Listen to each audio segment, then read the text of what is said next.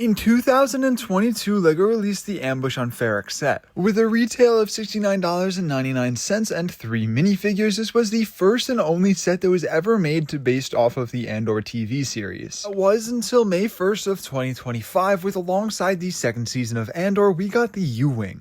So today, I'm going to be comparing these two sets as they're the only two sets based off of Andor. And both of these sets have the same retail at $69.99, and even though these are two sets based off of the same source material, there are quite a few differences that I want to take a look at, as well as some fun call-ins and similarities. So without further ado, let's get right on into this comparison. Our first category is the minifigures, and we can see that the U-Wing is already having an edge in this category as it has one more minifigure, but let's take a closer look at all of these figs. Starting off with our minifigures from the Ambush on Ferrix, you have Luthen, Cassian Andor, and Cyril, which is a very diverse and fitting lineup. But now as we move over to the U-Wing, you have Cassian Andor, K2SO, Dedra Meero, as well as an Imperial IBS officer. Now the only overlapping character in both of these sets is Cassian Andor, and I think that while both of these are some very good adaptations of the minifigure, I personally think that the one from the Ambush on Ferrix is better in a couple of ways. First of all, I think that the hairpiece is more accurate, and I think that it does look better than the shorter hair version that we get in our other sets. And then moving to the print on the torso and legs, having more detail and flowing with the robes, I just think it's a lot more interesting and more well done than the one on the right from the U-Wing. But I do think that the printing and detail on the jacket from our Cassian on the right looks very good. Now looking at the rest of the minifigures from the Ambush on Ferrix set, we have Luthen Rail. And I really love the color scheme on this minifigure, and that olive green being one of my favorite colors, and I think it translates really good onto this minifigure. I also think that the printing on the front of the legs as well as the torso is great and really shows off the different layers that he has. And lastly, I think that the hairpiece is a great fit for this character and the minifigure. Our last minifigure is Cyril, and he is definitely the most lackluster of the three.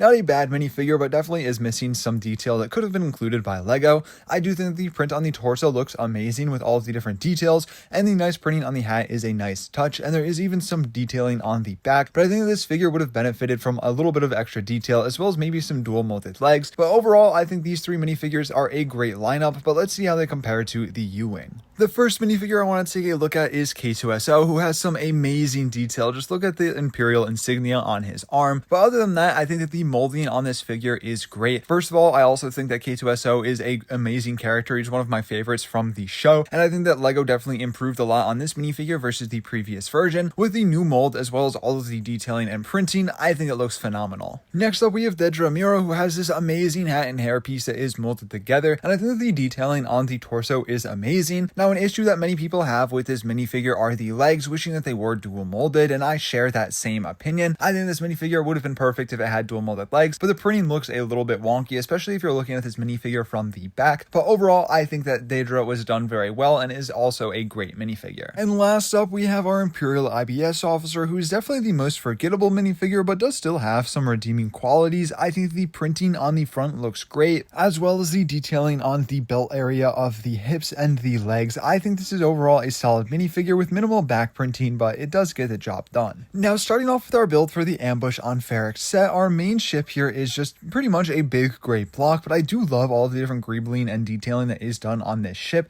as well as some very fun play features that we'll take a look at in just a moment. I think that the design of this ship, though, is very sleek, and I think the stickers add a much needed contrast. Moving along to the back, you can see more detailing on the thrusters, and overall, I think that the build here is actually pretty clean. Now, to accompany this build, you also get a small side build speeder, which I think is great. It has a very good scale where you can fit both of your minifigures, as well as some amazing detailing throughout. Now, looking toward our play features for the Ambush on Ferrix, the first thing that you're going to see is this turret mounted up top that has these stud shooters on either side, as well as the movable cannon up front, which is a lot of fun and has a lot of different posability. Now, you also have movable wings on this build that can move up and down pretty much at any angle up to like 90 degrees, and I think that it is a very fun and useful play feature, although you pretty much aren't going to be displaying it in any other way other than down. You also have this door in the back, which is a little bit hard to pull down, but once you do get that pulled down, you have a small interior area where you can clip on some different weapons. I do wish that there would have been a little bit more done with this area, though. I think it would have been sick if this connected to the main area of the ship, but unfortunately that's not something that LEGO was able to do. Speaking of the interior of this ship, there is a very spacious interior, which I'm a huge fan of.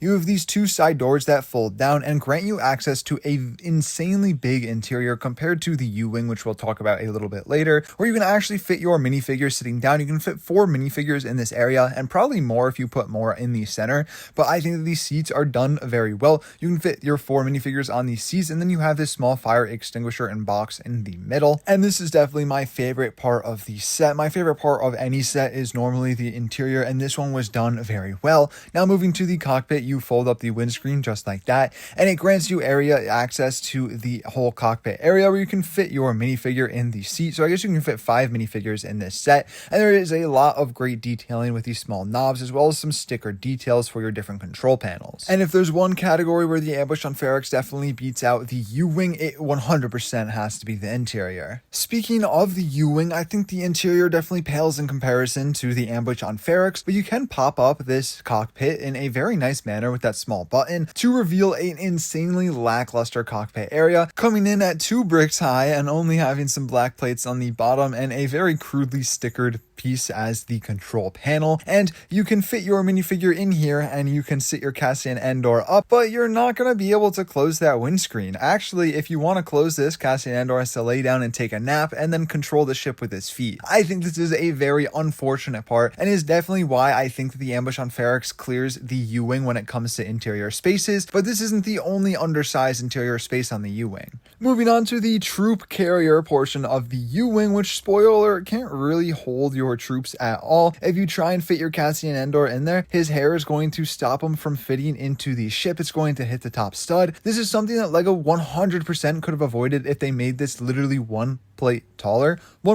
and then your Cassian Andor could fit in and actually this ship would be able to carry your troops. But if you do want to get your Cassian Andor in here, you're gonna have to give him a quick little buzz cut and then he fits in just fine. In all seriousness, this is definitely the most disappointing part of this set. I think that other than the fact that the interiors are massively undersized for what they're supposed to be, other than that, I think that this is a very nice and aesthetically pleasing set, which is incredibly disappointing given the fact that this is a play set and your main play features being the interior, which you can't even fit your minifigures into. But there is an actual functional play feature on this set in the spring-loaded shooters located on the front that use this very fun and sleek mechanism to fire them. You simply push on this little tile right here and they shoot off without a hitch. I really love when LEGO integrates these spring-loaded shooters in a way that doesn't sacrifice the build, and I think it's done perfectly here. And the last and arguably the main play feature of this ship are the wings. If you can see these small little ball joints right here with the connection, personally I think they look a little bit out of place, but they do allow you to change the formation of the ship, which is a lot of fun and a very satisfying action. You simply just fold them out and then they click into place, and although it doesn't look great in this configuration, in my opinion, it's still a very fun play feature and a necessary one for the U-Wing. Now, the ambush on Ferrix definitely clears the U-Wing when it comes to playability as well as interior. The U-Wing definitely clears when it comes to displayability, especially with the change in color scheme as another gray ship gets boring. And while the ambush on Ferrix doesn't look bad, I think it has some great detailing. When you're looking at the U-Wing and the ambush on Ferrix side by side, it becomes apparent that one definitely looks a lot better than the other. Just don't turn the U-Wing around or else you'll be jump scared by the very ugly thrusters on the back. Even though I think that the engines on the back look terrible, I think that the rest of the U-Wing is able to carry them and make it look good enough, especially from the front it looks fine. Just from the sides or the back, I think the thrusters are incredibly unproportionally correct, which is just very sad because I think this could have been such a good model if these were just done correctly. But that really is my only complaint when it comes to the displayability of this set and just the overall model. I do think that while it being downsized, it definitely makes up for that in how great this looks on a shelf.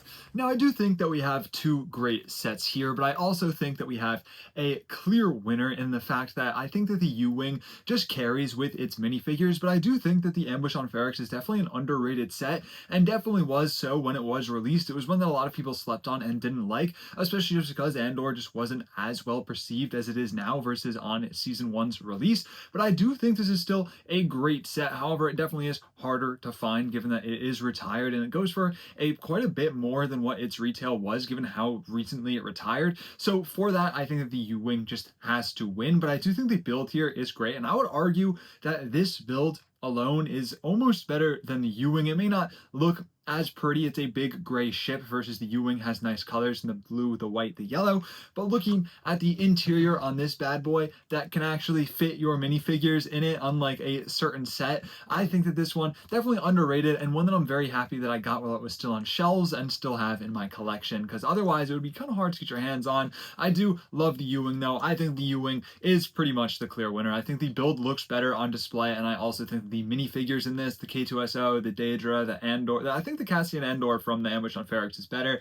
And then, but I do think that overall the minifigs for this are the reason that it edges out the victory. But let me know down below in the comments if you own either of these sets and which one you think is better. And if you want to see more comparisons, make sure to drop a like on this video. Or if you just want to see any other LEGO content in general, drop a like, subscribe to the channel. Stay safe. Drew signing out.